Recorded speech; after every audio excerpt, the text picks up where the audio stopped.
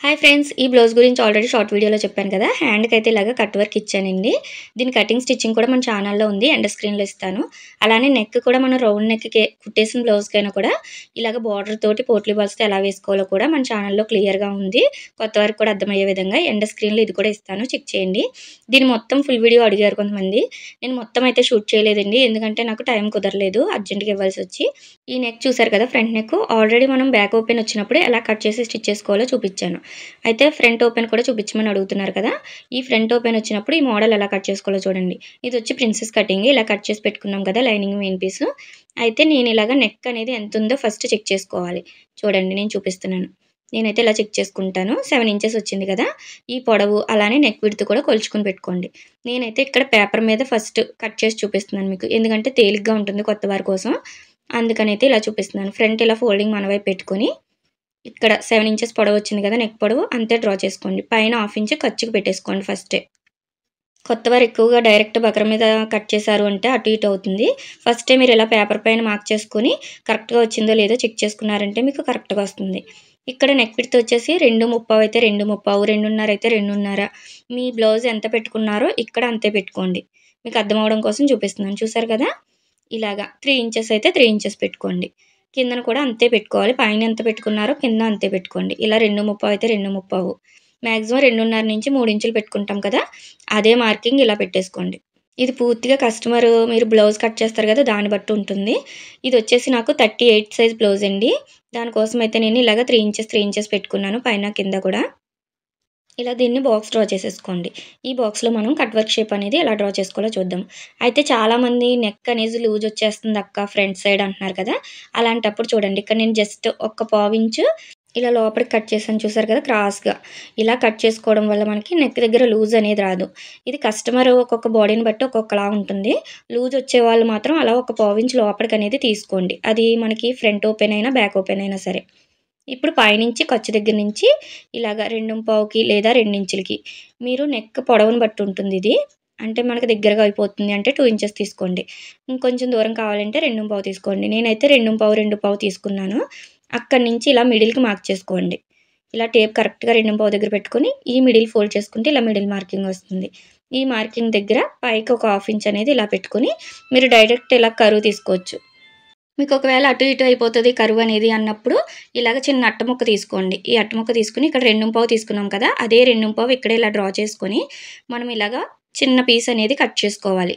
ఇది కొత్త వారి కోసమండి. తేలిగ్గా ఉంటుంది. వాళ్ళకి ఇలాంటి టిప్స్‌తో కట్ చేశారంటే అందుకోసం చూపిస్తున్నాను. లేదంటే నేను డైరెక్ట్‌గా కరువనేది తిప్పుతాను. చూసారు కదా! ఇలాగా అట్ట ముక్క తీసుకున్నాక 2:15 అనేది కరెక్ట్‌గా ఉందో లేదో చూసుకొని ఇలా ఫోల్డ్ చేసుకోండి. ఇలా ఫోల్డ్ చేసుకొని ఇప్పుడు పైకి హాఫ్ ఇంచ్ పెట్టాం కదా! కరువు కోసం అదే హాఫ్ ఇంచ్ ఇక్కడ పెట్టుకొని ఇలాగ కరువనేది కిందకి తిప్పేసుకోండి. చాలా ఈజీగా ఉంటుంది. ఇలాగ చిన్న దాంతో మనము ఎన్ని కర్వ్స్ అయినా తీసుకోవచ్చు. మనం నెక్ మొత్తం పెట్టుకున్నా కూడా చాలా బావుంటుంది. చూసారు కదా! దీన్ని కరెక్ట్‌గా మనం ఎక్కడైతే డ్రా చేసామో, ఆ మార్కింగ్స్ మధ్యలో ఇలా కరెక్ట్‌గా వచ్చేలాగా పెట్టుకొని, ఇప్పుడు కర్వ్ అనేది ఈజీగా డ్రా చేసుకోవడమే. మీరు 3 ఇంచెస్ పెట్టుకుంటే 3 ఇంచెస్, 2 ½ పెట్టుకుంటే ఆ ప్లేస్‌లో అర్థమైంది కదా! ఇలా కర్వ్స్ తీసుకోవడమే. నేను 3 ఇంచ్ పెట్టాను కదా! అందుకు కింద లైన్ మీద పెట్టుకుంటున్నాను చూడండి. ఇలా పెట్టుకొని, ఇలా కర్వ్ తీసుకోవడమే. చాలా ఈజీగా ఉంటుంది. ఇలాగ మొత్తం మీరు బ్యాక్ సైడ్ రౌండ్ మొత్తం పెట్టుకున్నా ఇదే మెథడ్‌లో ఇలాగ డ్రా చేసేసుకోవచ్చు. ఇక్కడ మనము ఇలాగ 2 కర్వ్స్ మాత్రమే తీసుకున్నాం కాబట్టి ఇలాగ 2 కర్వ్స్ కరెక్ట్‌గా వచ్చేలాగా ఇలా డ్రా చేసేసుకోండి ఇక్కడి వరకు. ఇప్పుడు కింద సైడ్ ఎంతుంది అనేది కూడా చూసుకోవాలి మనము లెంత్. దాన్ని మిడిల్‌కి మళ్ళీ ఒక మార్కింగ్ చేసుకోవాలి. ఇక్కడ ఇంకొక కర్వ్ తీయడం కోసం లోపలికి. చూడండి. ఈ రెండింట్లకి గ్యాప్ ఎంతుందో చూసుకొని, దానికి మధ్యలో కూడా ఇలాగ ఒక హాఫ్ ఇంచ్ లోపలికి పెట్టుకోండి. ఈ రెండిట్లకి మిడిల్ పాయింట్ కరెక్ట్‌గా తెలియాలంటే ఇక్కడ కూడా టేప్ అనేది ఫోల్డ్ చేసుకున్న ప్రాబ్లమ్ లేదు. చూసారు కదా! ఇలాగా. ఇక్కడ మనం లోపలికి ఒక హాఫ్ ఇంచ్ పెట్టుకొని, ఇలా కర్వ్ అనేది హ్యాండ్‌తోనే ఈజీగా డ్రా చేసేసుకోవచ్చు. ఇటు సైడ్ వచ్చేసి నెక్ దగ్గర ఇలా లోపలికి మనము లీఫ్ మోడల్‌లో ఇచ్చాము అంటే సరిపోతుంది. ఒకటికి 2 సార్లు ఇలాగ పేపర్ మీద ట్రై చేయండి నెక్ అనేది. మీరు డైరెక్ట్ బకరం మీద తిప్పలేరు కదా! అందుకోసం ఇలా పేపర్ చూపిస్తున్నాను. ఈ పేపర్ ఉంది అంటే మనము చాలా సార్లు కూడా యూజ్ చేసుకోవచ్చు ఈ పేపర్ అనేది. చూసారు కదా! పైన నేను ఖర్చు అనేది కట్ చేయలేదు. జస్ట్ ఇలా లోపల వరకు కట్ చేశాను. ఈ పేపర్‌ని తీసుకొని ఇప్పుడు నెక్ పైన పెట్టుకొని చూసుకోండి. ఇలాగ మనం లైనింగ్ పైన కరెక్ట్‌గా ఇలా పెట్టేసుకొని ఒక సైడ్ పైన హాఫ్ ఇంచ్ చూడండి వదిలేసాను. అక్కడి నుంచి ఎలా ఉన్నాయో కర్వ్స్ అలాగ డ్రా చేసేసుకోండి నెక్ చివరి వరకు. మనం ఇక్కడ పైన హాఫ్ ఇంచ్ మాత్రం చూసుకోవాలి. ఇలాగా ఖర్చుకు వదిలేసుకున్న తర్వాత ఇలా డ్రా చేసుకోండి. దీనివల్ల మనకి ఫ్రంట్ కరెక్ట్‌గా వచ్చిందా లేదా అన్నీ క్లియర్‌గా తెలుస్తాయి. మనకి సరిపోయింది అనిపిస్తే ఇప్పుడు దీన్ని బకరం పైన పెట్టేసుకొని కట్ చేసేసుకోవచ్చు. మీకు అర్థమవుతుంది కదా! ఇప్పుడు బకరాన్ని కూడా ఇలా ఫోల్డింగ్ చేసేసుకోండి. ఇలా ఫోల్డింగ్ చేసుకొని దీన్ని కరెక్ట్‌గా దీని పైన పెట్టేసుకోండి. పైన క్రాస్ ఏమీ లేకుండా ఫస్ట్ ఇలాగ ఒక హాఫ్ ఇంచ్ గానీ, మీకు క్రాస్ ఉంటే క్రాస్ గానీ తీసేసుకోండి. నాకు ఇక్కడ కొంచెం క్రాస్ ఉందని పైన కట్ చేస్తున్నాను.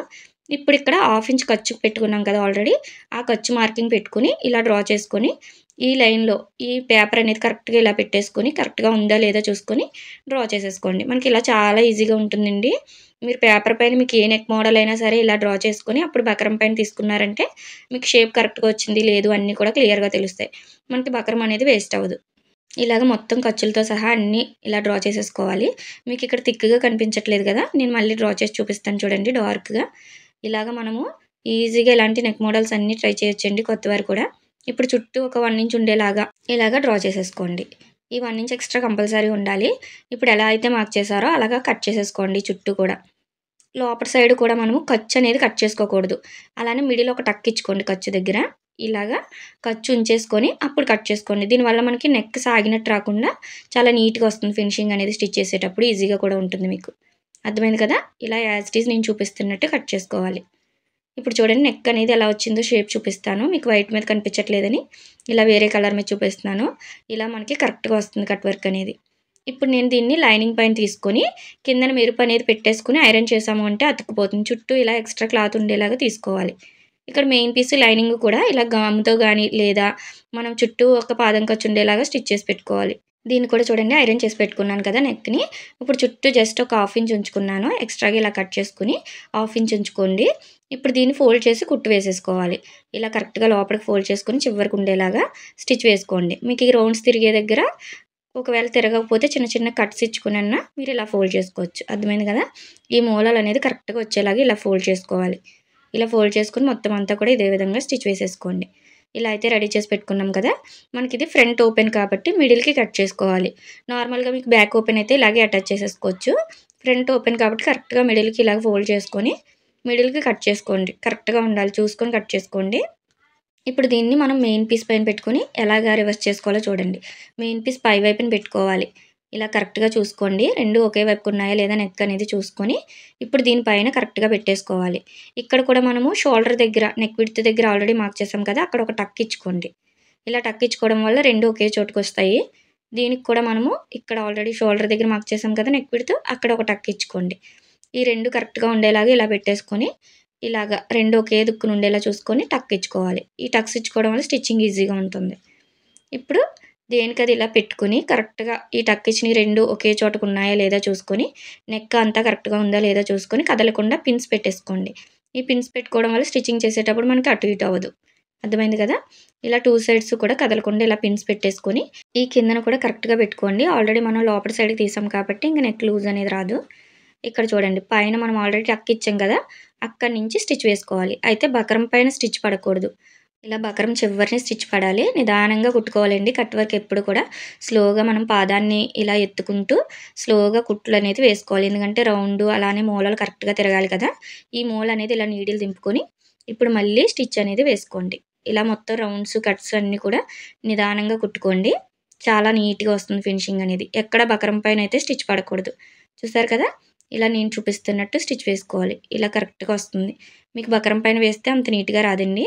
ఇలా చుట్టూ ఉండేలాగా స్టిచ్ వేసుకొని చుట్టూ ఒక పావించ్ ఎక్స్ట్రా ఉండేలాగా కట్ చేసేసుకోవాలి. ఈ రౌండ్ తిరిగే దగ్గర అలానే మూలలు కూడా దగ్గర దగ్గరగా టక్స్ ఇచ్చుకోవాలి. అప్పుడే మనకి ఫినిషింగ్ నీట్‌గా వస్తుంది.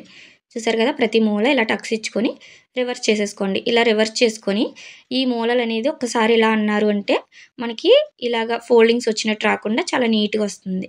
చూసారు కదా! ఇలా వస్తది. పైనుంచి ఐరన్ చేశారంటే ఇంకా నీట్‌గా ఉంటుంది. ఇప్పుడు చివరనే కుట్టు పడేలాగా పైనుంచి ఒక కుట్టు అనేది వేసేసుకోండి. మీకు ఈ కుట్టు కూడా కనిపించకూడదు అంటే ఐరన్ చేసేసుకున్నా సరిపోతుంది.